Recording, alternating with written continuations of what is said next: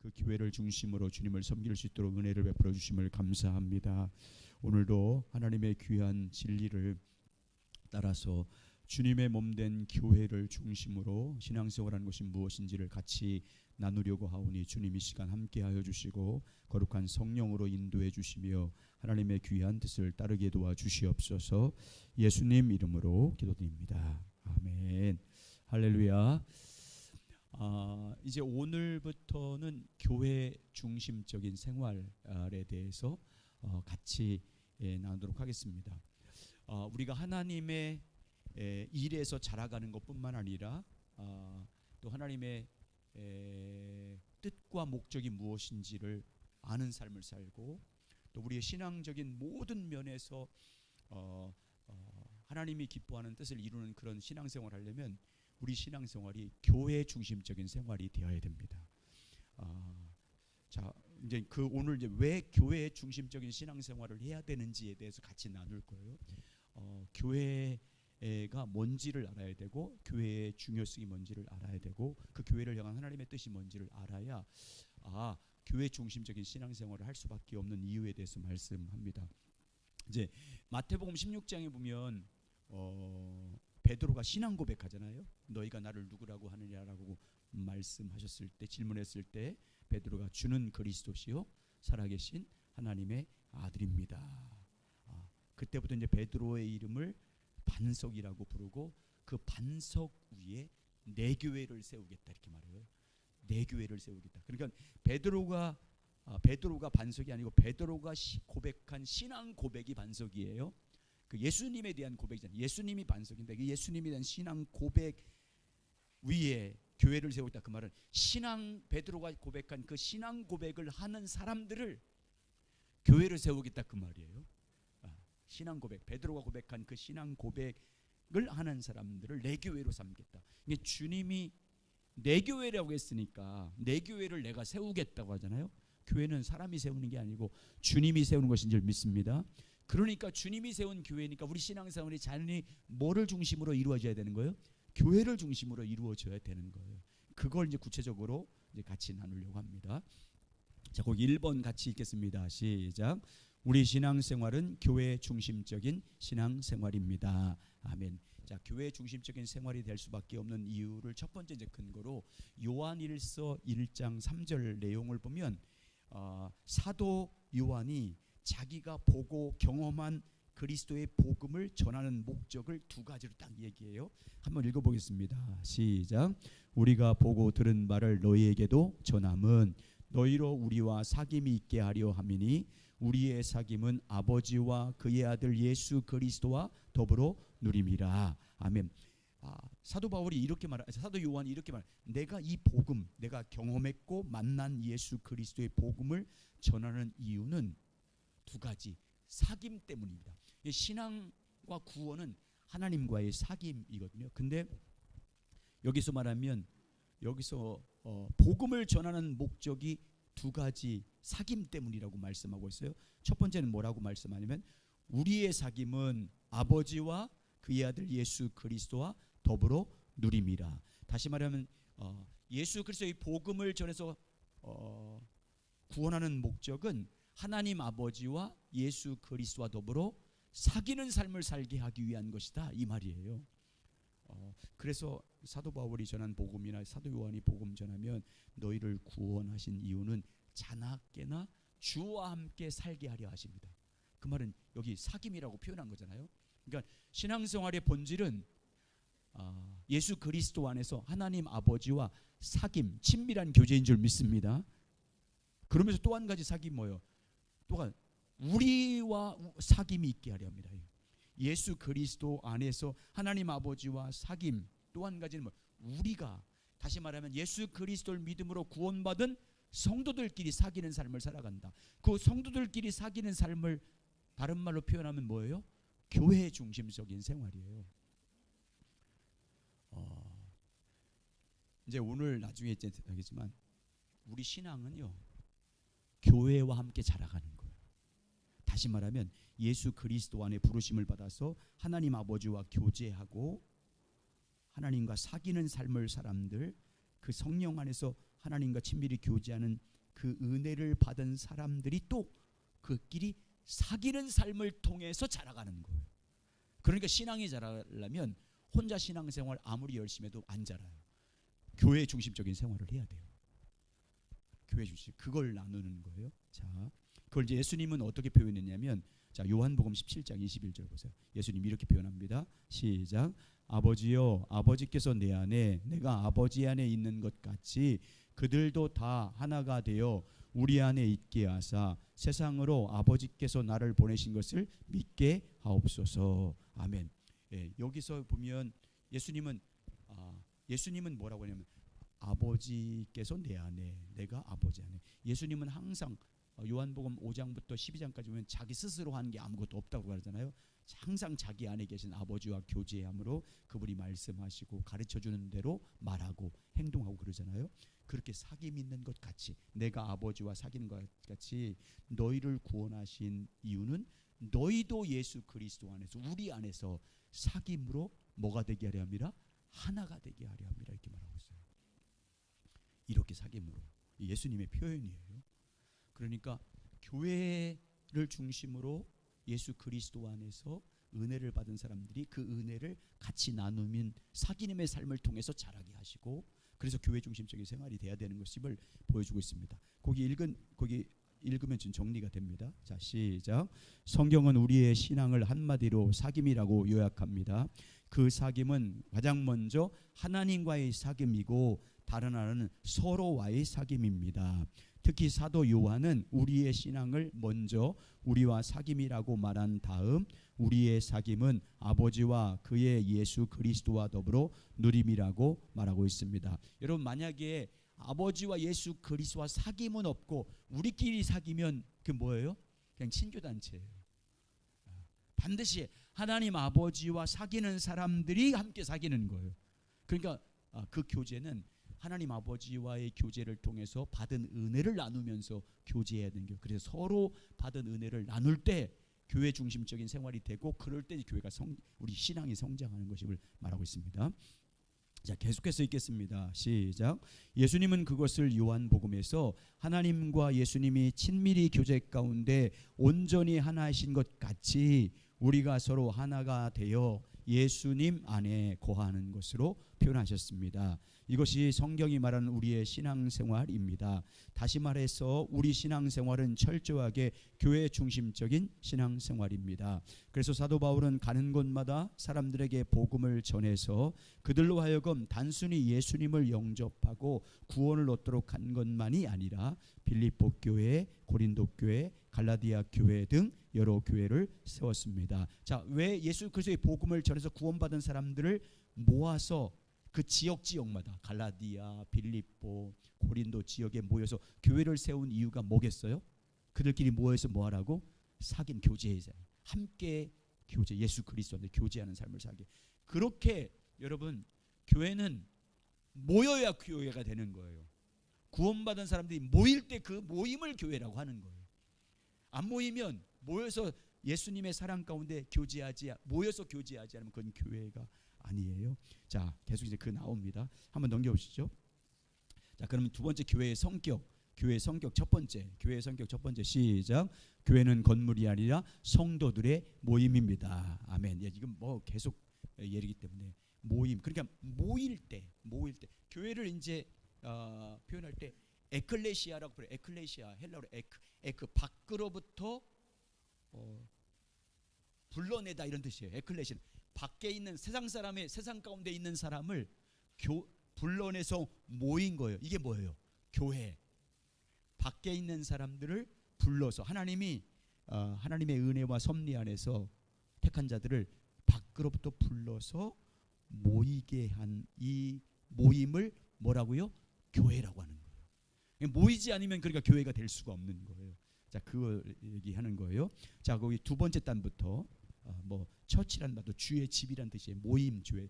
이게 예배당. 이 교회는 그런 이건 엄밀히 말하면 우리 이건 교회가 아니고 예배당이라고 해야 맞는 거예요. 우리가 교회고, 아멘. 우리가 교회고 이건 예배당이에요. 자, 옛날에는 그냥 이게 교회인 줄 알고 여기 열심히 자, 같이 읽겠습니다. 신약성경에서 시작. 신약성경에서 교회라고 번역한 헬라어 단어는 에클레시아입니다. 그 단어의 의미는 단순한 모임을 의미합니다. 그러나 이 단어가 성경에서는 하나님의 백성의 모임을 의미합니다. 에크 밖으로부터 하나님 안에 예수 그리스도 안에 부르심을 받은 예수 그리스도 안에 부르심을 받은 사람들의 모임, 그게 교회예요. 광야 교회도 마찬가지예요. 광야 이스라엘 백성들도 애굽에서 불러내서 광야로 딱 인도했잖아요. 어디를 향해서 가는 거예요? 가나안을 향해서. 그걸 교회라고 해요. 자, 그 밑에 자, 성도들의 모임은 시작. 성도들의 모임이 교회이기 때문에 교회에서 가장 중요한 부분 중 하나는 모임입니다. 사도 바울은 고린도전서 11장 18절에서 먼저 너희가 교회에 모일 때라고 말함으로써 교회는 어떤 의미에서 예배로 모일 때가 교회인 것을 보여줍니다. 베이커 성경 사전도 이 점을 잘 지적하고 있습니다. 구약 성경과 유사하게 그것은 종종 바울이 고린도에 있는 기독교인들에게 너희가 교회로 모일 때라고 말했을 때와 같이 교회는 모임을 의미한다. 이것은 기독교인들이 특별히 예배를 위해 모일 때 하나님의 백성이라는 것을 의미합니다. 그러니까 교회가 예수 그리스도의 은혜 입은 사람들이 모이지 않으면 교회가 될 수 없는 거예요. 모여야 돼요. 그래서 마지막 때가 되면 모이기를 힘쓰라. 히브리서 10장 25절 보세요. 시작. 모이기를 피하는 어떤 사람들의 습관과 같이 하지 말고 오직 권하여 그날이 가까움을 볼수록 더욱 그리하자. 이 말은 마지막 때가 되면 사람들이 모이기를 싫어한다 그 말이잖아요. 점점 그렇게 되고 있잖아요. 그러니까 우리가 정말 교회로서 예배 모임이든지 주님의 말씀 안에서 그 모임에 힘쓰기를 예수님의 이름으로 축복합니다. 교회는 이제 종류는 첫 번째 이제 유형 교회와 무형 교회로 나눠요.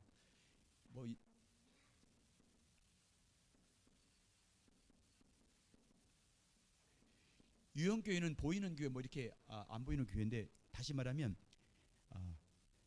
유형 교회는 지교회, 우리처럼 어떤 지역에 예수 그리스도를 믿음으로 말미암아 구원받은 사람들이 모이는 그 지역, 향살리면 향살리 어디 지역에 모인 그 공동체, 이 지역 교회를 가리킬 때 유형 교회라고 말해요. 보이는 교회, 갈라디아 교회라든지 각 지역의 교회 있잖아요. 우리처럼 이렇게 어떤 지역에 예수 믿는 사람들이 모여 있는 것을 유형 교회라고 말하고, 무형 교회는 예수님이 이 땅에 오셔서 교회를 세운 이후에 주님 오실 때까지 예수 믿는 모든 사람들, 지금까지 예수 믿는 모든 구원받은 사람들 다 보이지 않잖아요. 그죠? 그 모든 사람을 다 뭐라고 그래요? 교회라, 무형교회라고. 그러니까요, 그걸 이제 무슨 교회라고 하면 우주적 교회. 그러니까 진정한 교회의 완성은 예수 그리스도 안에서 택함 받은 자들이 다 모여서 그리스도의 교회가 완성이 되는 거예요. 이게 보이지 않는, 우리가 이제 경험하지 만나지 않는 모든 사람들을 다 그렇게 해서 보이지 않는 사람을 무형교회 이렇게 말을 합니다. 오늘 이제 지역교회 중심으로 이제 말씀을 나누도록 하겠습니다. 거기 한번 읽어보면 더 정리가 쉬우니까. 두 종류의 교회, 시작.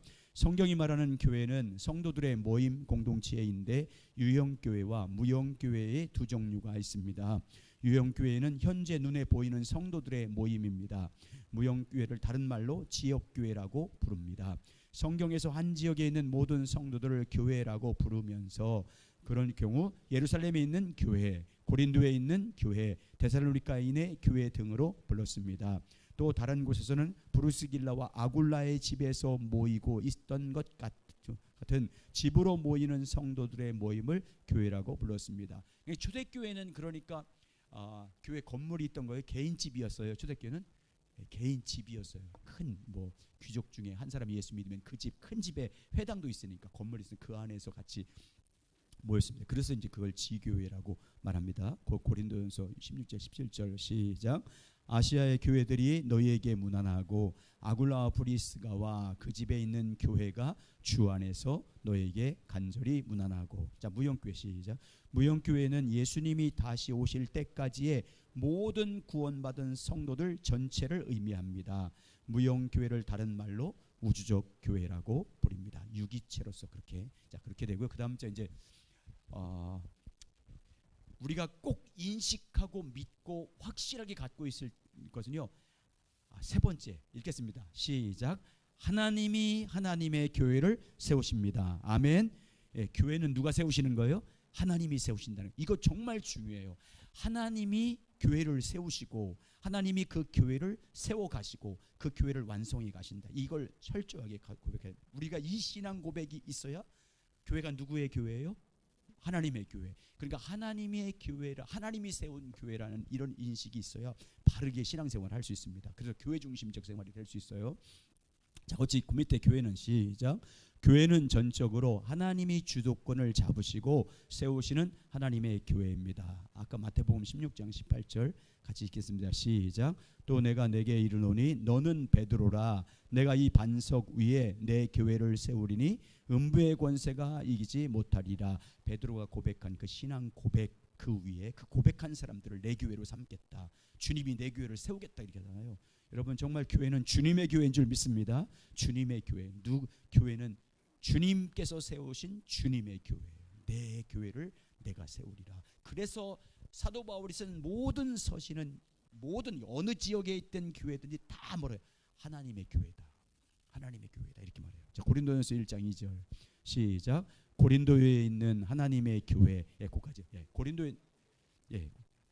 고린도에 있는 누구의 교회가 아니에요. 하나님의 교회. 자, 데살로니가전서 2장 14절로 보세요. 시작. 형제들아 너희가 그리스도 예수 안에서 유대에 있는 하나님의 교회들을 본받는 자가 되었으니 그들이 유대인에게서 고난을 받은 것 같이 너희도 너희 동족에게서 동일한 고난을 받았느니라. 예, 하나님의 교회. 하나님이 세우기 때문에. 디모데전서 3장 5절도 보세요. 시작. 사람이 자기 집을 다스릴 줄 알지 못하면 어찌 하나님의 교회를 돌보리요. 예, 교회는 누가 세운 누구의 교회예요? 하나님이 세운 하나님의 교회예요. 참 이게 어떻게 세웠대요? 하나님이 하나님의 교회를 어떻게 세웠다고 그러죠? 주님의 피값을 주고 샀다 이렇게 하잖아요. 주님의 하나님 아버지께서 주님의 피값을 집어로 산 교회라고 말합니다. 하나님께서 자기 아들을 독생자 예수 그리스도의 피값으로 생명을 주고 산 교회, 주님이 세운 교회. 그 교회 일꾼을 세우는 것도 누가 하신대요? 성령님이. 성령 하나님이죠. 자, 그 사도행전 20장 28절 보세요. 시작. 여러분은 자기를 위하여 또한 온 양떼를 위하여 삼가라. 성령이 그들 가운데 여러분을 감독자로 삼고 하나님이 자기 피로 사신 교회를 보살피게 하셨느니라. 야, 지금 에베소 교회를 말하는 예를 드는데 그들 가운데 성도들 가운데 너희 여러분을 감독자로 교회 목사로 삼고 교회 중직자로 삼고 항주로 삼았는데 누가 세웠대요? 거기 봐요. 하나님이 누구를 통해서? 성령이 그들 가운데 여러분을 감독자로. 그냥 교회 목회자든지 그 교회를 인도하고 있는 리더들을 누가 세우신 거라는 거예요? 성령님이 세웠어요. 왜 세웠대요? 그 다음부터 보세요. 왜 세웠대? 하나님이 자기 피로 사신 교회를 뭐하라고? 보살피라고. 아멘. 예, 그러니까 목회자나 모든 직분자들은 성령님이 그 교회에 세워주신 거예요. 뭐라고? 주님의 빚값을 한 성도들을 뭐라고? 보살피라고. 예, 여러분 이런 의식들이 정확하게 있어야 돼요. 살피고 잘 돌보라고 세운 거예요. 자, 어떻게 세웠는지, 누가 교회 각 지체를 세웠는지 거기 한번 보세요. 그래서요, 에베소서 4장 11절 12절에 보면 각 교회, 에베소 교회 보면 내가 혹은 사도로 혹은 선지자로 혹은 교사로 혹은 목사로, 그때는 직분이 그 정도 분이 여기서 있으니까 그렇게 직분자를 세운 목적은 세 가지. 내가 주님의 몸을 세우려 합니다. 교회를 세우고 봉사, 예배를 잘 섬기게 하기 위한 것이다 이렇게 말씀하잖아요. 성도를 온전하게 하기 위한 것. 그러니까 여러분, 하나님이 교회를 세우시고 그 교회에 직분자를 세우신 이유는 자기 피로 산 모든 지체들을 뭐하라고? 보살피라고, 돌보라고. 우리가 이거 잘 갖고 딱 인식 갖고 있어야 될 줄 믿습니다. 잘 돌봐야 돼요. 예. 자, 고린도전서 12장 18절 보세요. 자, 시작. 그러나 이제 하나님이 그 원하는 대로 지체를 각각 몸에 주셨으니. 예. 이해하세요? 그림 못 그려도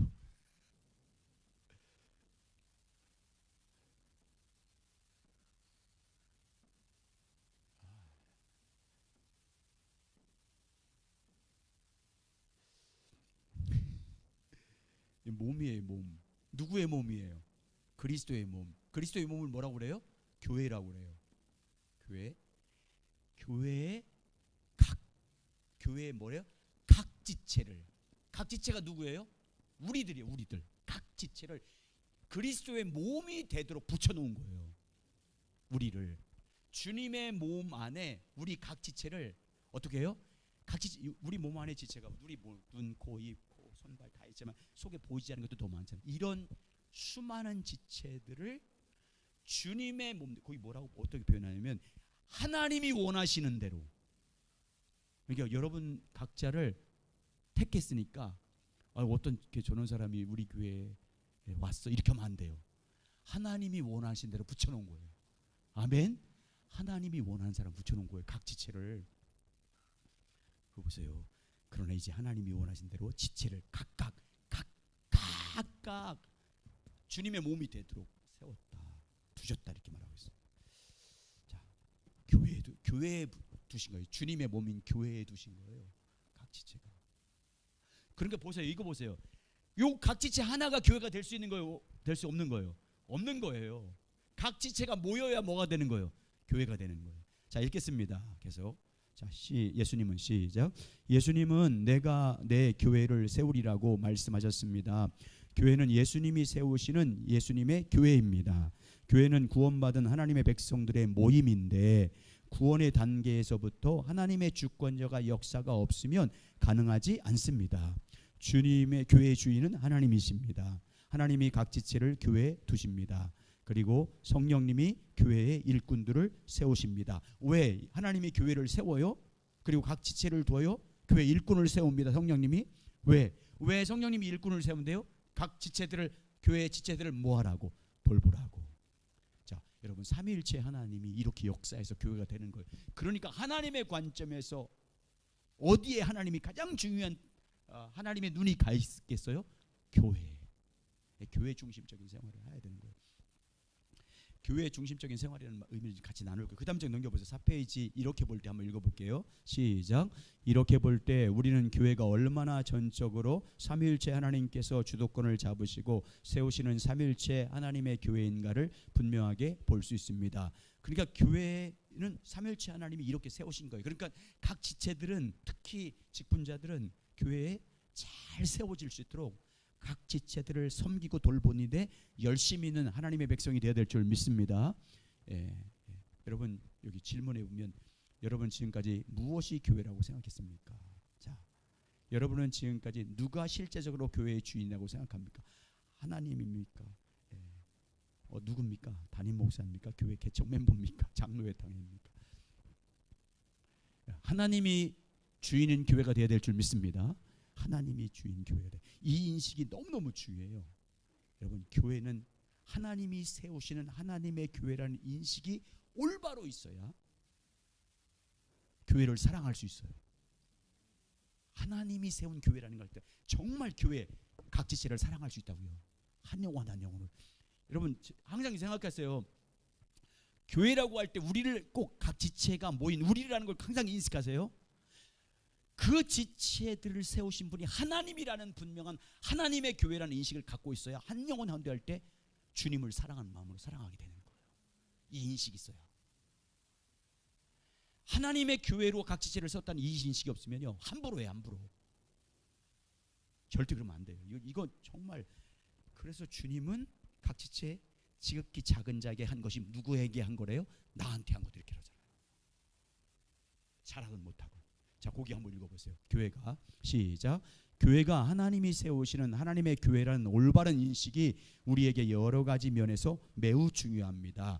교회가 그렇게 올바로 이해할 때 우리는 하나님의 교회를 사랑할 수 있습니다. 교회를 섬기면서도 우리는 주께 하듯 오직 하나님을 위해 봉사할 수 있습니다. 왜 그러냐면 하나님이 세운 지체들이기 때문에 그에게 하는 것이 누구에게 하는 것이기 때문에 하나님께 하기 때문에 정말 주님을 사랑하는 마음을 할 수 있는 거예요. 그래서 거기 골로새서 3장 23절 보세요. 이렇게 하래요. 시작. 무슨 일을 하든지 마음을 다하여 주께 하듯 하고 사람에게 하듯 하지 말라. 아멘. 그리고 하나님이 세운 하나님의 교회라고 해야 교회의 모든 그것이 하나님에 의해서 세워져 가고 성장한다는 걸 알기 때문에 전적으로 누구를 의지하게 되겠어요? 하나님을 의지하게 돼요. 하나님의 도움이 아니면 교회가 세워질 수 없기 때문에. 그래서 그 다음부터 보세요. 철저하게 우리는 시작. 우리는 하나님께서 하나님의 교회를 세우시도록 하나님을 의지할 수 있습니다. 예를 들어 우리가 섬기는 성도들의 삶이 변하지 않을 때에도, 교회의 일꾼이나 재정이 부족할 때에도 우리는 하나님께서 자신의 교회의 필요를 채우시고 자신의 교회를 세우실 것을 신뢰하고 하나님을 의지하며 설 수 있습니다. 또한 담임 목사로부터 모든 리더들과 이 자기의 주도권을 주인이신 하나님 발 앞에 철저히 내려놓고 종이 듣사오니 말씀하옵소서라는 자세로 하나님의 인도를 구하고 그 인도에 순종할 수 있습니다. 예. 철저하게 하나님의 교회고 하나님이 세우신다는 이런 철저한 믿음이 있어야 그 하나님의 은혜가, 그 하나님에 의해서 교회가 더욱더 온전히 설 수 있도록 철저하게 주님을 의지하는 그런 교회가 될 줄 믿습니다. 이런 인식이 없고 인간적인 견해로, 인간적인 생각으로 교회를 생각하는 그런 가치관을 갖고 있으면 교회에서 이렇게 할 수 없어요. 거기 안타깝게도 시작. 안타깝게도 오늘날 우리 주변에는 심지어 하나님의 백성들 가운데에도 교회에 대한 인본주의적 이해와 행실이 매우 가득합니다. 물론 우리가 말로는 다 교회는 하나님의 교회라고 말합니다. 그러나 우리의 실질적인 이해와 행실은 많은 면에서 심각하게 인본주의적이고 세속적입니다. 예, 정말 여러분 인식하고 올바른 인식을 가지고 사시기 바랍니다. 하나님의 교회입니다. 하나님이 세우셨습니다. 하나님이 세워가십니다. 그러면 우리는 그 하나님을 철저하게 의지하고 또 도움을 구하는 여러분 되시길 주의 이름으로 축복합니다. 자, 이번에는 교회의 중요성에 대해서. 여러분 성경에 보면 교회를 그림 언어로 말해요. 그리스도의 몸이다. 이렇게 첫 번째 다음 주까지 나올 그리스도의 신부다 이렇게 표현해요. 그림으로 볼 수 있도록 딱 말을 들으면 그림으로 상상되잖아요. 오늘 첫 번째 이제 왜냐하면 교회의 성격을, 교회가 얼마나 중요하고 어떤 성격을 갖고 있는 것이 참 교회인지를 예수님이 보여주기 위해서 교회는 내 몸이다 이렇게 표현하는 거예요. 우리 몸인 채처럼 그렇게 댕긴 것이다. 그래서 첫 번째 1번 한번 읽어보세요. 교회 중요성. 첫 번째 시작. 교회는 그리스도의 몸입니다. 예, 교회는 그리스도의 몸입니다. 왜 그리스도의 몸인지 살펴보겠습니다. 자, 고린도서 12장 27절 시작.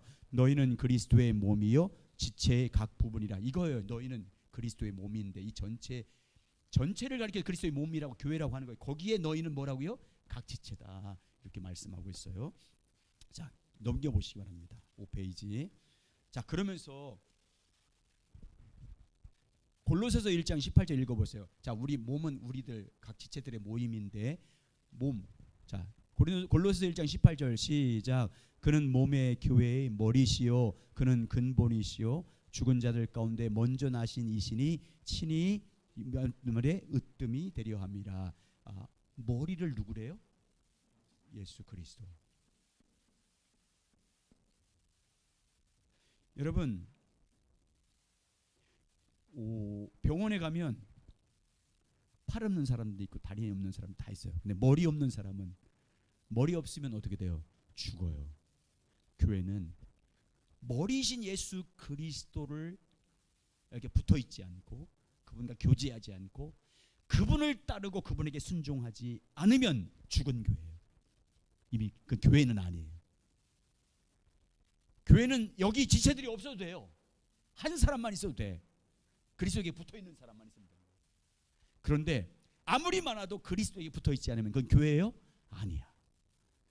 그래서요, 교회 중심적인 삶을 살려면 철저하게 머리신 예수 그리스도와 교제해야 되고 그분에게 순종해야 돼요. 그분을 따라야 돼요. 우리의 생각이 다 다르고 우리의 어떤 가치관과 모든 주장이 달라도 그리스도의 말씀 앞에 다 내려놓아야 돼요. 근데 어떻게 하냐? 문제가 뭐냐면 교회에서 문제 생기면 교회에 충분히 교회의 주인 되신 예수님이 계시고 그 예수님의 인도하심과 뜻을 가르쳐주는 말씀이 있어요. 그래서 어떤 문제가 생기면 교회에서 이렇게 하라고 해서 말씀을 통해서 이렇게 딱 권면해요. 그런데 안 들어. 교회에서 결정하면 안 따라. 그리고 어디 가요? 세상 법정에 소송해. 노예도 그렇고 총회도 그렇고 교회도 큰 분쟁이 생겨보세요. 주님 말씀 앞에 딱 아무리 달라도 주님 말씀이면 딱 순종해야 되는데 안 따라. 그래서 어딜 가요? 세상 법정에 가서 판장받아요. 거기에 그대로 따라요. 교회 아니야 그건. 여러분이 어떤 생각과 어떤 감정이 상하고 어떤 뜻이 달라도 주님 말씀 앞에 머리신 예수 그리스도 앞에 절대 복종해야 그게 교회입니다. 네, 그래야 돼요. 이게 안 되면요 교회는 아니에요. 그리스도 말씀 앞에 그리스도를 믿고 고백하고 그에게 붙어서 교제하지 않으면 교회는 아니에요. 자 거기 보세요. 예수님은 몸의 머리라고 해요. 머리 근본 죽은 자 가운데서 나시니 으뜸. 이 말은 교회는 예수 그리스도가 아니면 교회가 될 수 없다 그 말이에요. 자 거기 한번 읽어보겠습니다. 고린도전서 시작. 고린도전서 12장 27절에서 너희는 고린도 교회를 가리킵니다. 교회는 그리스도의 몸이고 각 성도는 그 몸의 각 지체들입니다. 예수 그리스도는 교회의 머리입니다. 예수님은 무용교회의 머리실 뿐 아니라 각 지역교회의 머리입니다. 우리 향산교회의 머리는 누구예요? 예수님입니다. 사람이 아니에요. 철저하게 예수님이 주 되시고 그분에게 붙어 있어야 돼요. 그분의 인도하심. 그래서 철저하게 모든 지체, 여러분 우리 인체 보세요. 그리스도의 몸, 인체의 각 지체는 다 뭐에게 순종해요? 머리에게 다 순종하게 돼 있어요. 머리의 말을 다 따라요. 손, 발, 다리 다. 머리에 다. 교회는 바로 그런 거라요. 머리를 따르는 거예요. 그러니까 그리스도를 따라야 되고 그리스도에게 순종해야 되고 그분의 뜻을 따라야 될 줄 믿습니다. 그게 교회예요. 자, 그래서 오늘은 그리스도가 교회가 그리스도의 몸이라는 의미가 뭔지 나눌 거예요. 자, 그러면 교회는 그리스도의 몸이라는 의미가 뭔지 거기에 보겠어요. 자, 첫 번째 1번 의미. 교회는 그리스도의 몸이라는 말씀에 담긴 의미예요. 첫 번째 1번 시작. 교회는 살아있는 유기체입니다. 네, 유기체는 연결돼 있다. 모든 지체들이 다 몸은 어떻게 됐어요? 다 연결돼 있잖아요. 그리스도 몸 머리를 중심으로 다 연결돼 있어요. 다 연결. 그게 교회다 그 말이에요. 자, 읽어보겠습니다. 시작. 교회는 건물에 의미하는 것이 아님을 위해서 살펴보았습니다. 또한 교회는 어떠한 조직이나 단순한 사람들의 모임이 아닙니다. 교회는 그리스도의 몸으로서 살아있는 유기체입니다. 즉 교회는 그리스도가 머리이고 성령께서 그 안에서 운행하시고 역사하시는 살아있는 생명체입니다. 따라서 교회에서 그 생명이 거치면 조직이나 건물이나 푸르기만 남게. 여기 보세요. 교회는 그리스도가 생명이라 그 말이에요. 근데 이 생명인 예수 그리스도와 상관없이 여기에 무슨 조직과 무슨 모임이라도 이건 죽은 교회다 그 말이에요. 유기체, 머리, 생명이신 예수 그리스도와 연결돼서 그 안에서 성령 안에서 교제하고 하는 그런 공동체, 살아있는 유기체가 뭐라고요? 그게 교회예요. 그리스도의 몸이라는 의미라 그 말이에요. 자, 거기 계속해서 읽겠습니다. 즉 시작. 즉 생명이 없는 채 껍데기만 남게 됩니다. 그리고 그것은 성경이 말하는 교회가 아닙니다. 우리는 죽은 시체를 몸이라고 부르지 않습니다. 그 교회는 그리스도의 몸이라는 것은 살아있는 유기체, 예수 그리스도, 생명이신 예수 그리스도에 붙어서 그분 안에서 성령의 인도하심을 따라 교제하는 공동체, 살아있는 유기체라는 것. 그러니까 생명이신 예수 그리스도가 없으면 죽은 교회다. 두 번째 교회는 그리스도의 몸이란 말씀 속에 담긴 의미는, 자 그러면 두 번째 의미 시작. 아무도 혼자 설 수 없습니다. 여러분 저희 몸 보세요. 여러분 몸 보세요. 눈, 코, 입 다 있지만 혼자 설 수 있어요? 혼자 이 몸 지체들이 눈 혼자 살 수 있어요? 네. 눈 혼자 아무리 살아보세요. 뭐 많이 봐도 갈 수 있는 곳 아무리 보고 먹기 좋은 거 많고 아름다운 경치 다 보아도 거기 못 가. 다 도와줘야 돼. 여러분 몸의 지체들 각 지체는 혼자 설 수 없는 거예요. 주님의 몸이기 때문에 같이 그래서 사도 바울이 에베소 교회 편지의 교회론에서 강조할 때 세 가지 강조. 함께, 같이, 서로 결합되고 연결돼요. 유기체. 혼자 설 수 없어요. 교회는 혼자 되는 게 아니에요. 절대 혼자 되는 게 아니에요. 그거 읽어보면 알 수 있어요. 자, 시작. 교회는 그리스도의 몸입니다. 각 성도는 그 몸의 각 지체들입니다. 사람 몸의 한 지체가 홀로 스스로 살 수 없는 것과 같이 각 성도도 혼자 설 수 없습니다. 심지어 거룩한 삶을 위해서도 성도 간의 교제와 협력이 필수적입니다. 요한일서 1장 7절 시작. 그가 빛 가운데 계신 것 같이 우리도 빛 가운데 행하면 우리가 서로 사귐이 있고 그 아들 예수의 피가 우리를 모든 죄에서 깨끗하게 하실 것이요. 빛이신 예수 그리스도, 빛이신 예수 그리스도 안에서 함께 교제해야 예수 그리스도의 보혈의 능력이 나타난다, 그 말을 하는 거예요. 자, 계속 있습니다. 시작. 오늘날 일본 성도들은 교회를 그저 주일에 가서 하나님께 예배드리는 장소 정도로 생각합니다. 그들은 주일이면 교회에 가서 예배드리고 헌금 좀 하고면 되고 나머지는 자기 혼자서 스스로의 힘으로 신앙생활을 하는 것이라고 생각합니다. 그러나 그것은 전혀 성경이 말하는 신앙생활이 아닙니다.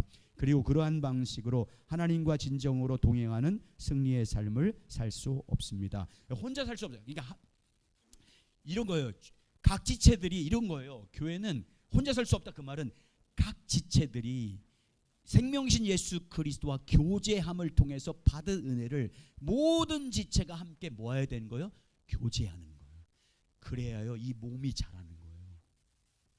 교회, 여러분 성장은 교회가 자라는 거예요. 교회가 몸이 자라야 돼. 몸이. 그러니까 함께 서로 붙어서 예수 그리스도 안에서 사랑을 나누고 받은 은혜를 나누고 함께 교제하며 서로 나누는 삶을 살아야. 특히 이제 이번에 나오겠지만 다른 성도들을 위해서 특히 약한 성도를 섬길 때 신앙이 성장하는 거예요. 그래서 각 지체들을 둔 거예요. 옆에 있는 성도들을 섬길 때 신앙이 성장하는 거예요. 도와주고. 그래서 교회 안에 약한 자를 둔 거예요. 왜? 그 교회 성장시키기 위해서 모든 성도가 그 약한 자를 모아라고 돕고 그 약한 자를 섬기면서 살아는 거예요. 그래서 약한 자가 있는 거예요, 교회에. 자, 그건 뒤에 또 나눕니다. 자, 넘겨보세요. 이제 6페이지.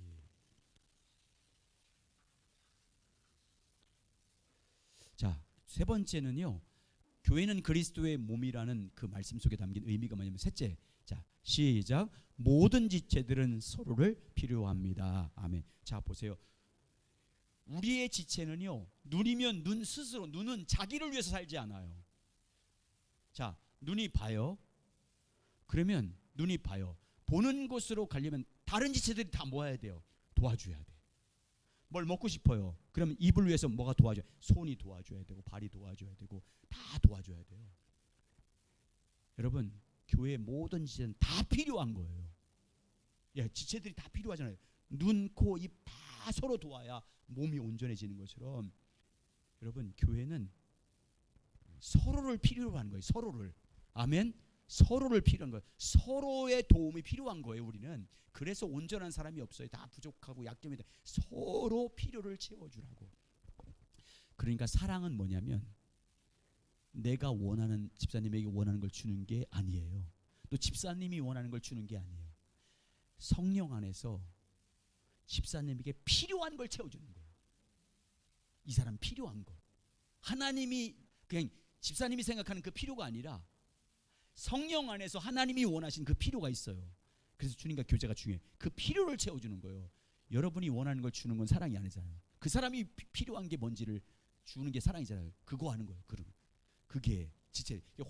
다 서로를 필요해요. 다 한번 읽어보겠습니다. 시작. 사람 몸에서 각 지체는 다른 모든 지체를 필요로 하듯이 그리스도의 몸 교회도 마찬가지입니다. 각 성도는 그리스도의 몸인 교회, 즉 한 몸의 각기 다른 지체들입니다.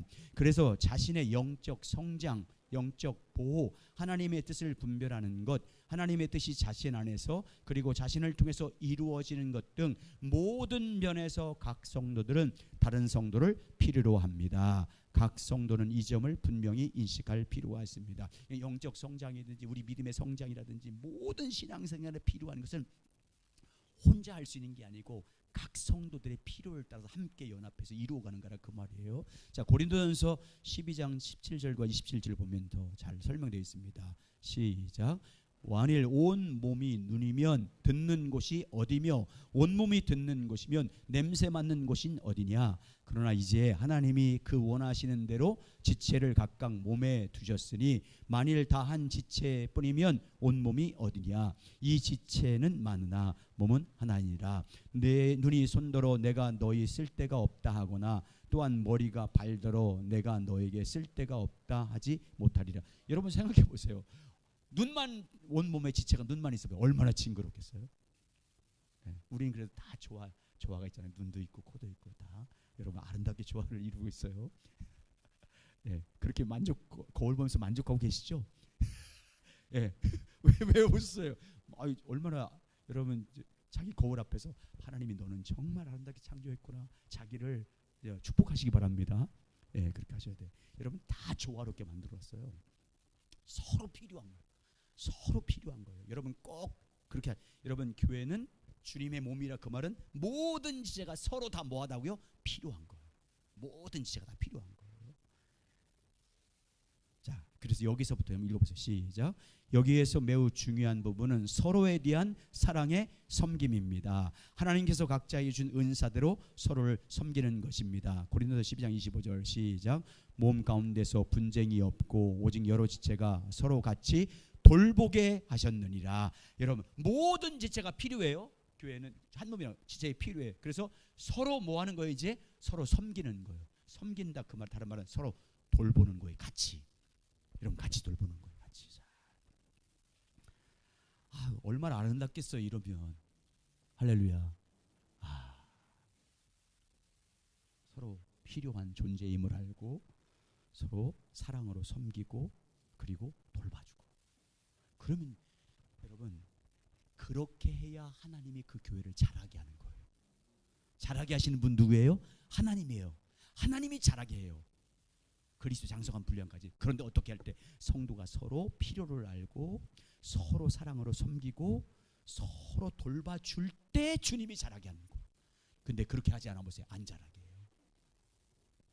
맞아요. 자, 네 번째 그리스도의 몸이라는 의미, 교회가 그리스도의 몸이라는 네 번째 시작.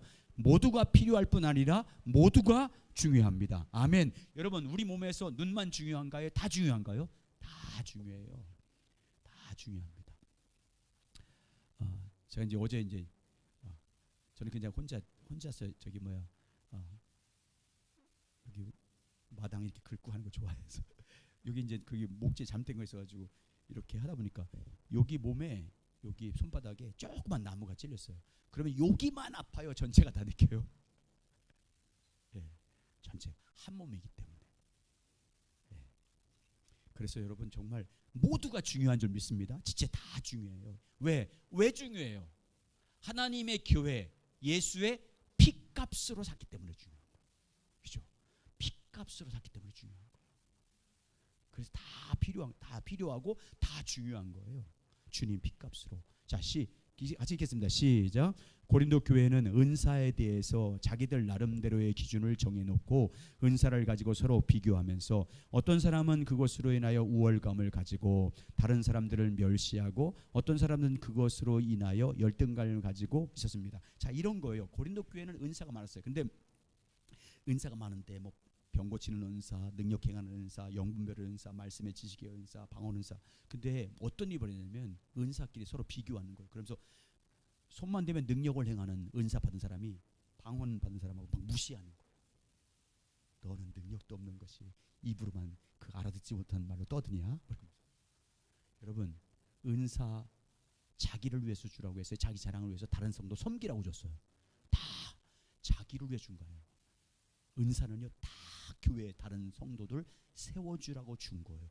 그래서요 여러분 사람들 비교는 능력행하고 병 고치고 예언하면 뛰어난 은사고 그렇지 못하면 은사는 거죠. 주님 볼 때는요 은사를 누가 나눠준다고 그래요? 고린도전서 12장 14절 성령이 각 필요에 따라. 그러니까요 은사는 누가 어떤 은사 받든 다 똑같은 거예요. 주님 볼 때는 뭐 하라고? 교회 세우라고 다른 지체들을 잘 돌봐주라고 준 건데 그걸 자랑하는 거예요. 얼마나 무식하고 얼마나 성숙하지 못한 행동인지를 보여주고 있어요. 그러니까 여러분 절대 자랑할 게 없어요.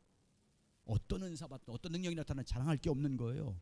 그리고 그렇게 한 사람은 우러러볼 필요도 없어요. 여러분 다 섬기는지 안 섬기라고 준 거기 때문에 여러분 꼭 그렇게 다 소중함을 아시기 바랍니다. 근데 고린도 교회는 그냥 분파 생기고 그것 때문에 막 갈라져요. 자, 계속 있습니다. 이에 사도 바울 시작.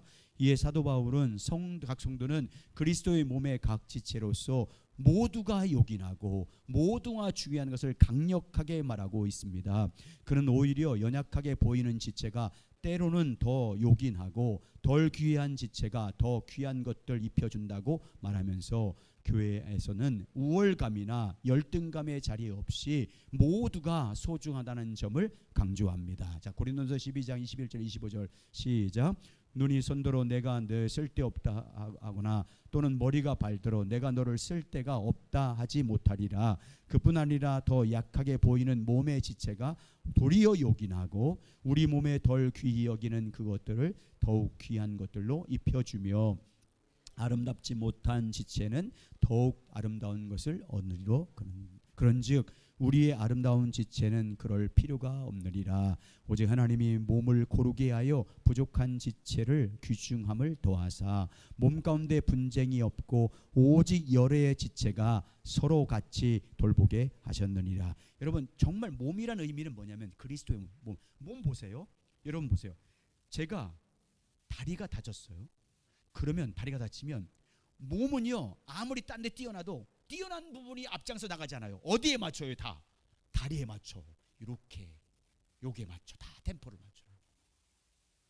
약한 부분을 왜 뒀냐? 거기에 맞춰 섬기라고. 무시하면 안 돼요. 절대 다른 믿음이 연약하다든지 세상적인 어떤 삶이 어렵다든지 아니면 그분이 지식적으로 좀 무식하고 아는 게 없다고 절대 무시하면 안 돼요. 함부로 대하면 안 돼요. 그를 중심으로 그 연약한 지체를 왜 둔 거예요? 섬기라고. 그래야 잘하는 거예요. 그래서 그 밑에 한번 보세요. 데이빗 왓슨이 말한 말 보세요. 제자도에 나온 말이에요. 연약하게 보이는 사람은 사실상 교회에서 없으면 안 될 사람. 왜 그럴까요? 왜? 그렇지 않으면 섬길 사람이 없잖아요. 주님의 마음으로 섬기라고 둔 거예요. 그냥 교회에서 그러니까 그분이 어떤 세상적이든지 영적이든지 생활 수준이라든지 지식 수준이 연약한 사람을요 둔 이유는 여러분이 그를 예수님의 사랑으로 섬기라고 두셨다는 걸 믿으면 딱 맞는 거예요. 섬겨야 돼요. 그 사람 섬기면 함께 성장하는 거예요. 그게 그래서 그 연약한 자를 둔 거라고 하잖아요. 여러분 어디 아파 보세요. 다 그 아픈 부분을 중심으로 돌아가잖아요. 그렇게 하는 거예요. 여러분 잘난 사람 앞으로 가보세요. 그러면 그냥 교회가 더 유익하지 않잖아요. 함께 돌보게 하신 거예요. 함께 돌보게 하셨느니라. 서로 함께 돌보게 하셨느니라. 돌보면서 성장하는 거예요. 돌보지 않으면 성장이 안 돼요. 교회는. 자, 그 다음 장 넘겨보세요. 같이 있습니다. 사람의 눈에 시작. 사람의 눈에 보이기에는 보잘것없는 어떤 때는 다른 사람들로부터 존경받을 만한 부분이 전혀 없는 것 같은 지체들에게 하나님은 강력하게 은사를 부어줍니다. 다른 지체들을 통해서는 하지 못할 참으로 귀하고 소중한 일들을 연약한 지체를 통해서 하나님은 종종 이루어 가십니다. 제가 예를 이렇게 이런 거예요.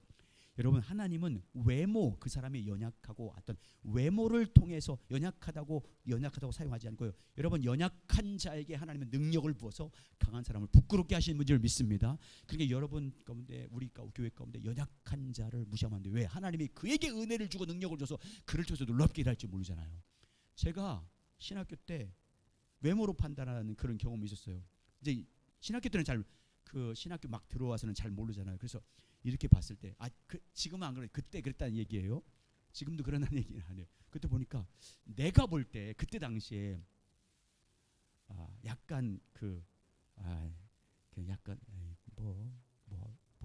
크게 하겠어. 뭐 이렇게 되게 무시하는 그런 마음이 있었어요. 그러다가 교제하다가 그가 사역하는 현장에 가봤어. 깜짝 놀라면서 기가 죽었어요. 그를 통해서 놀랍게 일하시는 거예요, 하나님이. 그래서 내가 돌아오면서 너무 부끄러웠어요. 하나님은 외모를 통해서 사용하지 않는구나. 하나님은 정말 연약한 자를 통해서 놀랍게 일하시는 것을 경험한 게. 그러니까 하나님이 우리 교회 누구를 통해서 역사할지 모르는 거예요. 그러니까 연약하다고 무시하고 그러면 안 되는 거예요. 같이 계속 있습니다. 계속 시작. 하나님의 교회에서는 모든 지체가 다 소중하고 요긴합니다. 우리가 이러한 사실을 분명하게 인식할 때 우리는 참으로 겸손해질 수밖에 없습니다. 우리는 반드시 상대방에 대한 이 올바른 인식을 가져야 합니다. 그뿐 아니라 우리는 반드시 자신에게 대해서도 이 올바른 인식을 가져야 합니다. 그리고 모든 지체는 누구도 구경꾼이 되어서는 안 됩니다. 그러니까 여러분, 하나님의 은혜인 줄 믿습니다. 결국은 하나님이 역사하는 거예요. 연약한 자를 통해서 여러분 모두가 다 소중하다는 것. 자, 그러면 이 교회를 향한 주님의 뜻이 뭔지를 살펴보겠어요. 참, 교회를 통한 주님의 교회를 향한 주님의 첫 번째 뜻은 그 교회가 뭐 하는 거냐면 자라는 거예요. 성숙하는 거예요. 거기 보세요. 자, 에베소서 4장 13절 시작. 우리가 다 하나님의 아들을 믿는 것과 아는 일에 하나가 되어 온전한 사람을 이루어 그리스도의 장성한 분량이 충만한 데까지 이르리니. 예수 그리스도 하나님의 아들을 믿는 것과 아는 일을 통해서 우리가 다 온전한 사람을 위해서 누구에게까지 자라기를 원한대요? 그리스도의 장성한 분량이 충만한 데까지 자라기를 원한다. 자, 에베소서 4장 15절 시작.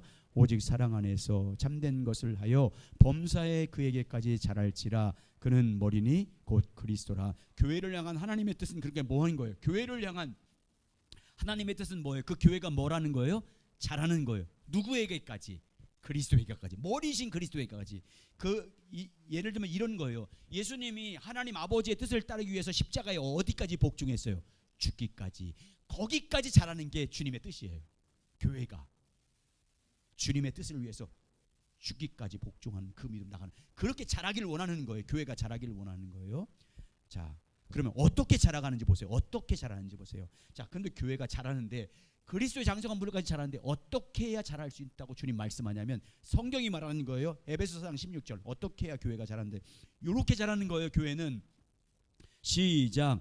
그에게서 온몸이 각 마디를 통하여 도움을 받음으로 연결되고 결합되어 각 지체의 분량대로 역사하여 그 몸을 자라게 하며 사랑 안에서 스스로 세우니라. 어떻게, 자 보세요. 어떻게 자란대요? 예수 그리스도에게 붙어서 은혜 받은 사람들이 서로 도움을 받음으로 결합되어 연결되어, 보세요. 그 지체의 분량도 역사하여 그 몸이 자란다. 여러분, 우리는 서로 자라야 돼요. 서로 자라야 자라는 거예요. 서로 연결돼서 섬기고 내가 주신 은혜로 돕고 이렇게 함께 연결돼서 도움을 받음으로, 도움을 줌으로 그 몸을 자라게 한다. 여러분, 그러니까 자라게 하는 분이 누구라고 했어요? 하나님이에요. 근데 그럼 이 말을 보면 어떻게 우리를 자라게 한다는 거예요? 서로 도와주어야 자라는 거예요. 서로 섬길 때 하나님이 자라게 하신 거예요, 그 교회를. 근데 맨날 교회가 싸우고 미워하고 무시하고 분쟁해 보세요. 주님이 자라게 하잖아, 그 교회를. 얼마나 중요한지 몰라요. 자라게 하는 방법은요, 서로 도움을 받으면 주님이 자라게. 그래서 자라게 하는 분이 누군지 보세요. 골로새 2장 19절 시작. 머리를 붙들지 아니하는지라 온몸이 머리로 말미암아 마디와 힘줄로 공급을 받고 연합하여 하나님이 자라게 하심으로 자라느니라. 하나님이 자라게 하는데 어떻게 할 때 자랍한대요? 마디와 힘줄로 공급을 받아 서로 뭐 할 때? 연합하여 한 몸을 이룰 때 하나님이 자라게 하는 거예요. 저는 이 말씀 준비하면서 이게 진짜 우리가 자라야 돼요, 여러분. 우리끼리 자라야 돼. 정말 자라야 돼. 서로 예수님 사랑 안에서 서로 돕고 그래야 주님이 자라게 하시는 거예요, 교회는. 이게 안 돼. 그래서 사도 바울은 뭐 이러잖아요. 사도 바울이요, 열심히 나는 뿌렸다. 그리고 아볼로는 물 줬다. 근데 자라게 하는 분은 누구라고요? 하나님이라고 하잖아요. 이게 물 주고 씨 뿌린 걸 자라야 돼. 우리가 서로 은혜를 나누고 물 주고 또 잘 돌보고 해야 하나님이 자라게 하는 거예요. 이거 정말 우리 모두가 다 생명의 말씀으로 받아 마음에 꼭 새기시기 바랍니다. 그렇게 우리가 각 지체를 그렇게 섬겨야 돼요. 자, 교회를 향한 같이 있습니다. 시작. 교회를 향한 하나님의 한 중요한 뜻은 교회가 그리스도의 장성한 분량이 충만한 데까지 이르도록 모든 일의 머리 대신 예수를 닮아 자라는 것입니다. 에베소서 4장 16절은 교회가 그렇게 자랄 수 있는 방법을 매우 잘 제시하고 있습니다. 즉 교회는 각 지체가 머리이신 예수 그리스도에 연결돼요. 예수님과의 친밀한 교제 가운데서 그분으로부터 공급을 받으면 서로 연결되고 협력하면서 각자에게 맡겨진 부분을 충실하게 감당하고 사랑 안에서 서로 돌보고 세울 때 하나님의 형상으로 이르도록 자랍니다. 우리가 이렇게 행할 때 자라게 하시는 분이 하나님이십니다. 머리이신 예수 그리스도와 교제를 통해서 그분에게 은혜를 각 지체가 받아서 그 은혜로 서로 섬기고 세울 때 누가 자라게 하는 거예요? 예, 하나님이. 그러니까 교회 중심적인 생활을 할 수밖에 없는 거예요. 예. 자, 넘겨보세요.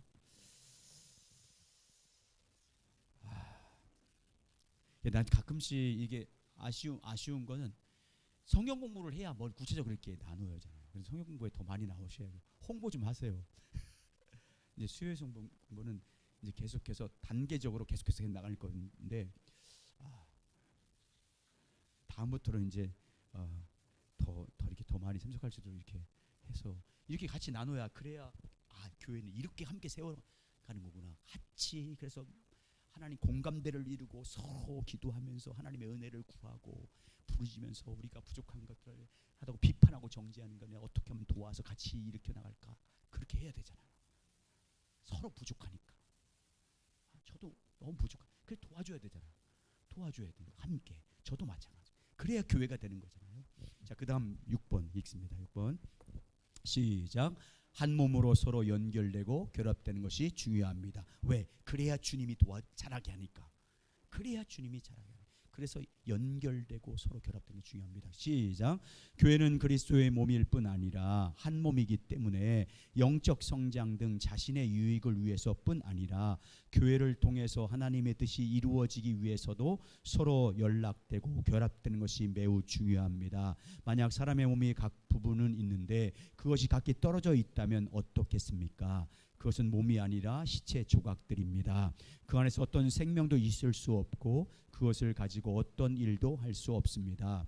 교회는 그리스도의 몸으로서 모든 지체가 연합하고 서로 협력하는 것이 우리 신앙의 모든 면에서 가장 중요한 부분이기 때문에 사도 바울은 그 많은 문제가 있던 고린도 교회에 편지하면서 가장 먼저 그리고 가장 길게 분파의 문제에 대해서 다루었습니다. 싸웠거든요. 계속 나는 아볼로파다, 나는 예수파다, 나는 바울파다, 나는 베드로파다 계속 싸웠거든요. 그런 것에 대해서 말하는 거예요. 그런 게 교회가 고린도 교회가 가장 문제가 있었잖아요. 자, 계속 있습니다. 그런데 시작. 그런데 연합의 문제에 있어서도 에베소서 4장 26절이 말하고 있는 것처럼 각 지체가 그리스도에게 연결되어 있어야, 즉 예수님과의 친밀한 교제 가운데 있어야 가능합니다. 왜냐하면 각 지체가 예수님과 친밀한 교제 가운데 머물러 있어야 거기에서 진정한 삶의 만족과 기쁨을 누릴 수 있을 뿐 아니라 영적인 힘을 공급받아 겸손하게 자신을 낮추고 상대방을 자신보다 낮게 여기며 성령께서 하나 되게 하신 것을 굳게 잡을 수 있기 때문입니다. 아멘. 그러니까 여러분, 이 지체들이 함께 교제하려면 누구와 교제하는 게 가장 중요한 거예요? 예수님과. 그래서 거기서 여러분, 그래, 누구를 섬기고 누구를 잘 세워주려면 은혜가 있어야 되잖아요. 능력을 공급받아야 되잖아요. 그러니까 주님과의 교제가 중요한 거예요. 그렇게 해서. 그래서 빌립보 교회가 얼마나 중요한 교회였냐면요, 사도 바울이 선교 초기부터 마지막 죽는 그날, 순교하는 그날까지 처음부터 끝까지 도와줬던 교회. 심지어 빌립보 교회는 사도 바울의 개인 비서를 파송해서 경제적인 것, 사역에만 전념할 수 있는 모든 것을 돌보도록 보냈어요. 누구? 에바브라 디도를. 물질 다 보내서 오직 하도.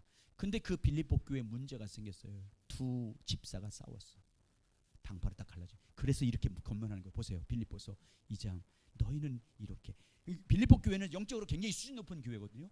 그러니까 다른 성도를 더 존귀 여겨라, 낮게 여겨라, 무시하지 말고 이렇게 해서 이렇게 하래요.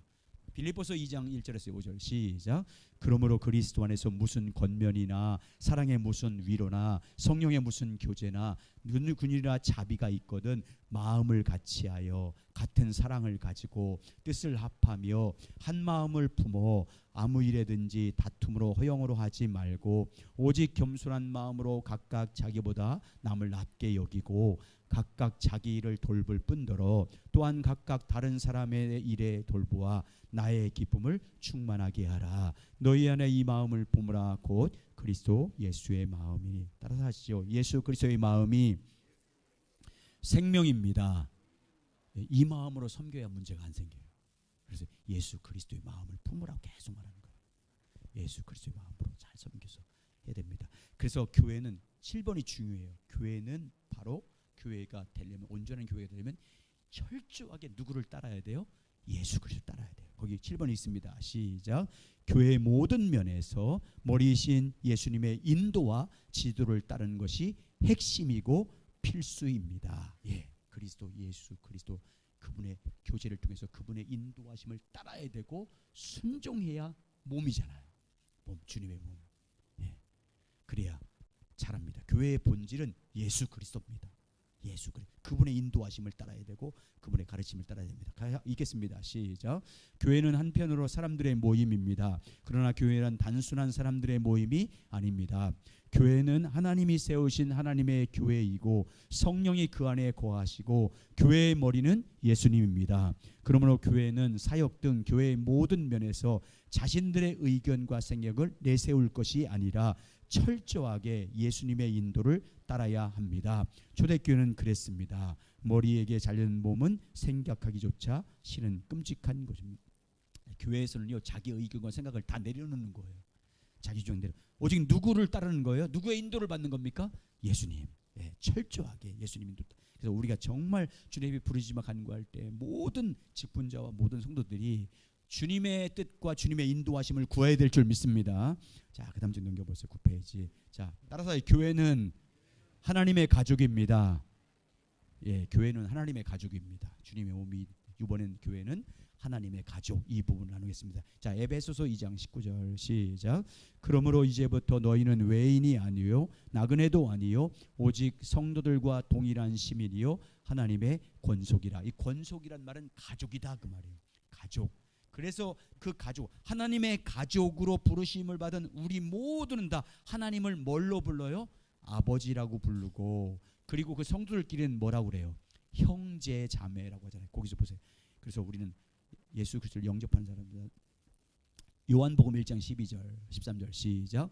영접하는 자 곧 그 이름을 믿는 자들에게는 하나님의 자녀가 되는 권세를 주셨으니 이는 혈통으로나 육정으로나 사람의 뜻으로 나지 아니하고 오직 하나님께로부터 난 자들이라. 여러분, 우리는 예수 그리스도를 믿음으로 말미암아 하나님의 자녀로 거듭난 줄 믿습니다.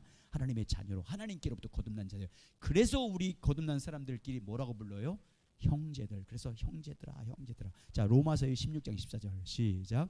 아순 그리스도와 블레곤과 헤메와 바드로바와 허마와 및 그들과 함께 있는 형제들에게 문하라. 고린도서 1장 11절 시작. 내 형제들아 글로의 집 편으로 너에게 대한 말이 내게 들리니 곧 너희 가운데 분쟁이 있다는 것이라. 그러니까 성도들을 지칭할 때 하나님 아버지 안에서 부르심을 받고 택함을 받은 그 모든 하나님의 자녀의 권세를 얻은 사람들끼리 서로 뭐라고 부르는 거예요? 형제, 자매.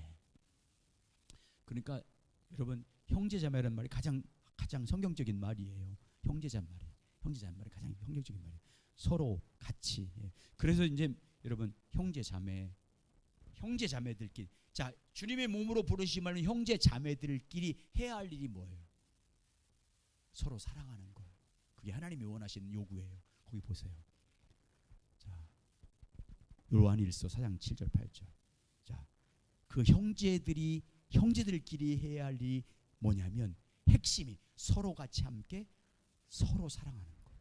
자, 시작. 사랑하는 자들아 우리가 서로 사랑하자. 사랑은 하나님께 속한 것이니 사랑하는 자마다 하나님부터 나서 하나님을 알고 사랑하지 아니하는 자는 하나님을 알지 못하나니 이는 하나님은 사랑이시니라. 요한일서 4장 11절 12절. 요한일서는 이 말만 해요. 하나님의 사랑을 입은 형제들아 너희가 사랑하지 않으면 하나님 사랑하는 게 아니다. 이렇게 계속 말하잖아요. 자, 있습니다. 시작. 사랑하는 자들아 하나님이 이같이 우리를 사랑하였은즉 한 것이 마땅하도다. 어느 때나 하나님을 본 사람은 없으되 만일 우리가 서로 사랑하면 하나님이 우리 안에 거하시고 그의 사랑이 우리 안에 온전히 이루니라. 이 몸 안에 있는 지체들이 뭐 할 때 하나님이 이 안에, 이 교회 안에 임한대요? 사랑할 때 임재하신대. 교회 안에 우리 교회 성도 공동체 가운데 서로 예수 그리스도의 형제 자매들이 하나님의 은혜 아래서 예수 그리스도 안에서 사랑할 때 주님이 그곳에 임재할 줄 믿습니다. 임재가 나타나는 거예요. 이게 얼마나 중요한지 몰라요. 주의 임재가 나타나야 될 줄 믿습니다. 네, 서로 사랑해요. 그래서 어떻게 사랑하래요? 말로만 하지 말래. 형제에게 필요한 것이 뭔지 채워주는 행함과 진실함으로 하래요. 자, 요한일서 3장 16절 보세요. 시작. 그가 우리를 위하여 목숨을 버리셨으니 우리가 이로써 사랑을 알고 우리도 형제를 위하여 목숨을 버리는 것이 마땅하니라. 예수님이 우리를 어떻게 사랑했어요? 정말 목숨을 다 사랑. 그걸 알았으면 우리가 사랑하는데 이렇게 하래요. 그 다음에 누가 재물을 가지고 형제의 궁핍함을 보고도 도와줄 마음을 닫으면 하나님의 사랑이 어찌 그 속에 거하겠느냐. 형제들아 우리가 말과 혀로만 사랑하지 말고 행함과 진실함으로 하자. 여러분 이 말을 왜 했냐면 지금도 마찬가지지만 초대교회 당시에는 예루살렘 교회나 초대교회 모든 교회는요 구제 대상자가 많았어요. 왜? 그때 당시 예수 믿으면 다 집안에서 쫓겨나요. 집에서 쫓겨나 교회로 다 모여도. 그래서 교회에 뭐가 있어요? 구제부가 있었어요. 여러분 그래서 사도행전 6장에서 7집사를 무슨 문제 때문에 뽑은 거예요? 구제. 그래서 구제할 대상들이 많았어요. 그러니까 형제들한테 그 뭐예요? 너희가 정말 교회 안에서 그런 구제할 대상들이 많은 거, 어려운 사람 많으면 사랑한다고 말만 하지 말고 너희 필요를 팔아서 나눠줘라 이렇게 말하는 거예요. 지금 너희 있는 거. 여러분 사랑은 자기 것을 사용해서 하는 거예요. 자기 돈이든지 자기 물건을 사용해서 섬기는 게 사랑이에요. 자기 걸 희생해야 되는 거예요. 그렇게 하라는 거예요 지금. 그래서 뭐라고 했어요? 재물을 가지고 형제의 궁핍함을 보고도 도와줄 마음을 다지면. 그러니까 구제 문제, 이거 구제 문제는 생산 문제잖아요. 먹고 마시는 문제잖아요. 그러니까 네가 가진 게 있으면 그것을 사용해서 그가 먹을 수 있도록 사주고 뭘 필요한 걸 채워줘야지. 말로만 하지 말라 그 말이에요. 예. 여러분 우리가 정말 주님의 사랑으로 그렇게 사랑해야 될 줄 믿습니다. 그래서 제가 지난주에 임직자 교육 때 여러분 제가 이제 담임 목사도 부탁할 때 지극히 교회에서 작은 자들을 잘 섬겼으면 좋겠다 이렇게 부탁을 했어요. 지극히 작은 정말 누구 도와줘야 할 사람들, 그런 사람들을 연약하고 가진 것이 없고 병들고 그렇게 없는 사람을요 도와줘야 내 것을 사용해야 돼요. 사랑 내 돈을 사야 되고 내 재물을 사용해야 되고 내 물건을 사용해서 섬기는 거지. 그게 사랑이지. 그래서 행함과 진실함을 하자 그 말을 하는 거예요. 그래서 바나바는요 자기 재산 다 팔아서 필요한 사람 나눠줘요. 자기 재산 다 팔아서 필요를 채워주려고. 보세요. 성도의 필요를 채워주려고 자기 재산 다 팔아요. 그게 사랑이에요. 같이 있습니다. 10절, 10장, 10페이지 시작. 교회는 하나님의 가족입니다. 우리말 성경에는 권속이라고 번역된 말은 다른 말로 가족이란 말입니다. 성도를 지지게 한 말로 성경에서 가장 많이 쓰는 단어는 형제라는 말입니다. 성도들은 그리스도 예수 안에서 하나님을 아버지로 모신 형제 자매이기 때문에 그렇습니다. 요한일서는 참다한 구원의 한 핵심적인 열매로 형제 사랑을 반복적으로 강조합니다. 다음 구절에 그 부분을 잘 요약하고 있습니다. 요한일서 3장 14절 시작. 우리가 형제를 사랑함으로써 사망에서 옮겨 생명으로 들어간 줄 알거니와 사랑하지 아니하는 자는 사망에 머물러 있느니라. 성경은 전체적으로 우리가 하나님의 가족으로서 서로를 즉 형제를 사랑하는 것을 반복적으로 명령하고 있습니다. 그리고 우리의 사랑의 모델은 우리를 향한 예수님입니다. 특히 요한일서는 형제 사랑하지 않으면 하나님 사랑하지 않는 거다 이렇게 말해요. 다 그 이유가 있는 거예요. 자, 이제 필요를 채워주는 것이 사랑이라는 것을 말하는 거죠. 그다음부터 잘 읽겠습니다. 시작. 형제를 사랑하는 데 있어서 한 가지 매우 중요한 것이 있습니다. 그것은 사랑은 상대방의 필요를 채우는 행동이라는 사실. 여러분, 상대방의 필요를 채우는 행동이 사랑이에요. 만약에 김용훈 장로님이 정말 어려운 가운데 있어요.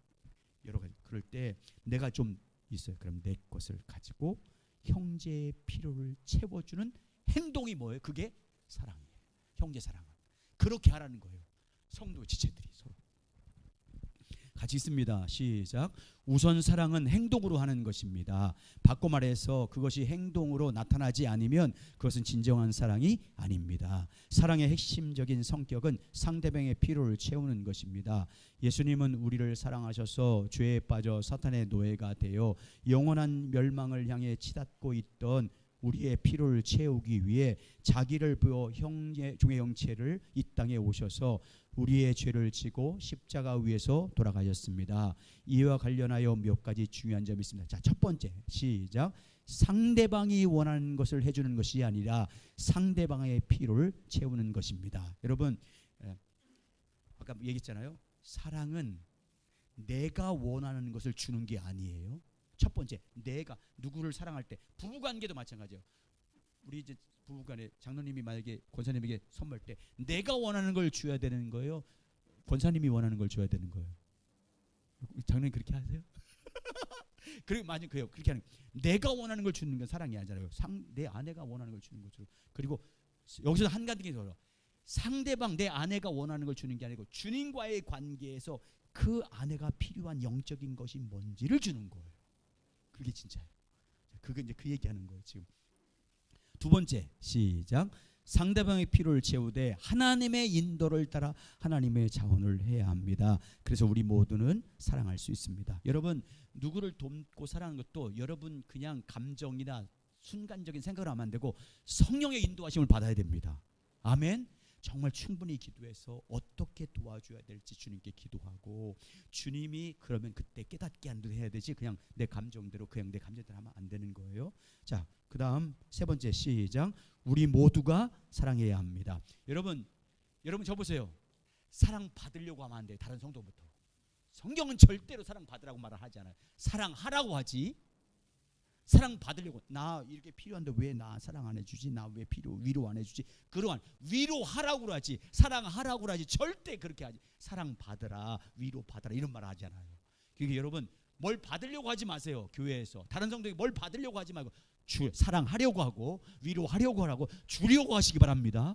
그렇게 해야 되는 거예요. 자, 계속 읽습니다. 그래서 다시 말해, 시작. 다시 말해, 성경은 사랑받는 것에 대해서 말하고 있지 않습니다. 성경은 우리 모두가 사랑하라고 명령하고 있습니다. 어떤 사람은 자기의 필요 가운데 있는데 왜 자기를 사랑해 주지 않느냐고 불평합니다. 그것은 잘못된 자세입니다. 우리는 자신의 필요를 위해 오직 하나님을 의지하고 또 열심히 일해야 합니다. 여러분 보세요. 절대 교회에서 뭐 해주지 않는다고 원망하면 돼요. 우리는 내가 필요한 건 내가 열심히 일해서 벌으면 되는 거예요. 그래서 나는 내 것 가지고 도와주려고 해야지, 사랑하려고 해야지, 섬기려고 해야지, 받으려고 하면 절대 안 되는 거예요. 다. 아멘. 여러분 부부관계도 마찬가지. 결국은요, 사랑 받으려고 하면 서로 불평인 거예요. 서로 주려고 하시기 바랍니다. 부부 여러분 두 분. 그래 여러분, 주려고 해야지, 받으려고 해보세요. 그러면 그때부터 싸우는 거예요. 나는 이렇게. 이게 부모와 자식끼리도 마찬가지예요. 내가 이렇게 해줬는데 너는 뭐냐, 이렇게 보면 이건 자식과의 관계 깨져. 그냥 우리는 따라하죠. 우리는 주는 것으로 만족합니다. 아멘. 그렇게 살아야 돼요. 자식한테 각종. 저도 이게 할 말 이렇게 뭐 안 해주면 서운한 그런 마음인데 요새 그걸 딱 접었어. 이제 내가 사랑만 해야 되겠다. 주는 걸로 끝나겠다. 내 자식들한테 어떻게 하든, 그들이 은혜 받아서 어떻게 나에게 노후에 나를 어떻게 돌보든 나는 내가 할 일에서 내 자식을 섬길 걸로 다 하는 거예요. 끝이야. 그리고 나서 일도 돌아보지 않고 뭘 바라지 않고 그냥 주면 감사하고 그렇게 해야 될 줄 믿습니다. 그런 거야. 그렇게 해야지 서운하지 않아. 그래서 부모를 떠나게 만들어야 돼. 독립하게 만들어. 독립. 그래서 제가 우리 이제 딸은 이제 나갔잖아요. 근데 내 아들은 너 언제 나갈 거야?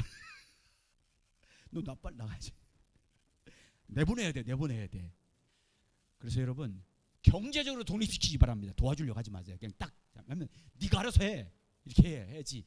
도와주려면 너무 힘들어요. 언제까지? 죽이 되든 밤 니들 알아서 살아라고 하세요. 여러분. 그렇게 해야 돼요. 그게 성경적이에요. 그게 성경적이에요. 그래야 자기 열심히 살아. 그냥 계속 도와주면 이번에 부모님 또 뭐 해줄 거야 이렇게 기대만 하면 안 되잖아요. 이렇게 해야 됩니다. 자, 그냥 넘겨보세요. 자, 초대교회 때 보세요. 초대교회 때 어떻게 했는지 보세요. 초대교회 때. 자, 초대교회 때는요 이렇게 사랑했어요. 자, 사도행전 2장 40에서 47 교회가 처음 생겼잖아요. 자, 시작. 그들이 사도의 가르침을 받아 서로 교제하며 떡을 떼며 오로지 기도하기를 힘쓰니라. 사람마다 두려워하는데 사도들로 말미암아 기사와 표적을 많이 나타내니 믿는 사람들이 다 함께 있어 묻은 물건을 서로 통용하고 또 재산과 소유를 팔아 각 사람의 필요를 따라 나눠주며 날마다 마음을 같이하여 성전에 모이기를 힘쓰고 집에서 떡을 떼며 기쁨과 순전한 마음으로 음식을 먹고 하나님을 찬미하며 또 온 백성에게 칭송을 받으니 주께서 구원받는 사람을 날마다 더하게 하시니라. 거기 보시면 서로 물건을 통용했다. 물물교환을 한 거예요. 그때 당시는 물물교환. 내가 있는 거 상대방이 내가 있지만 내가 필요 없을 때 상대방 필요한 거 있잖아요. 서로 물건을 주고받고 그러면서 여기 보세요. 각 사람의 필요를 채우기 위해서 자기 재산까지 팔아서 특히 바나바 같은 보세요. 사장 40지 바나바가 정말 바나바 같은 사람은 정말 믿음이 뛰어난 사람이에요. 자, 같이 읽습니다. 시작. 믿는 무리가 한 마음과 한 뜻이 되어 모든 물건을 서로 통용하고 자기 재물을 조금이라도 자기 것이라 하는 이가 하나도 없더라. 사도들이 큰 권능으로 주 예수의 부활을 증언하니 무리가 큰 은혜를 받아 그 중에 가난한 사람이 없으니 이는 밭과 집이 있는 자는 팔아 그 판 것을 값없이 가져다가 사도들의 발 앞에 두매 그들이 각 사람의 필요를 따라 줍니다.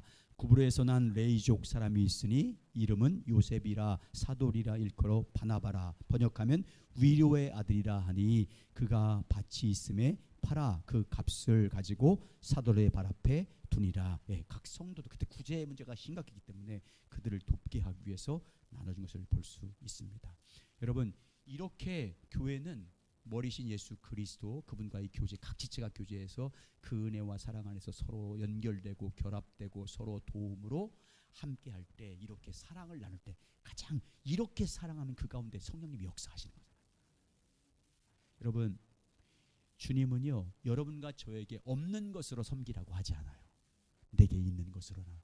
여러분 오병이어 기적할 때 광야에서 먹을 것이 없었을 때 그때 뭐래요? 너희가 가지고 있는 거 내게로 가져오라잖아요. 주님이. 그러니까 오병이어 물고기 2마리와 보리 5개 그걸 통해서 능력을 행하잖아요. 야이로의 딸을 죽었다가 살렸어요. 그때 야이로의 딸을 죽음에서 살린 다음에 예수님이 뭐라고 그래요? 너희가 있는 것으로 그에게 줘라. 우리에게 있는 거 은사든지 재물이든지 내가 가진 것으로 나눠주는 거예요. 여러분 없는 것을 도울 수 없잖아요. 예.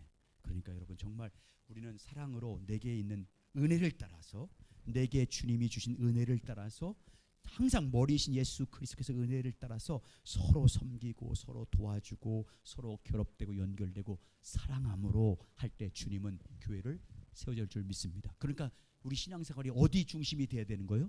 교회 중심이 돼야 되는 거예요. 이 교회 이런 교회 머리이신 예수 그리스도 붙어있는 교회. 그래서 우리 교회 가운데 하나님의 놀라운 임재와 함께 하신 증거들이 나타나는 그런 아름다운 교회 되시길 예수님의 이름으로 축복합니다.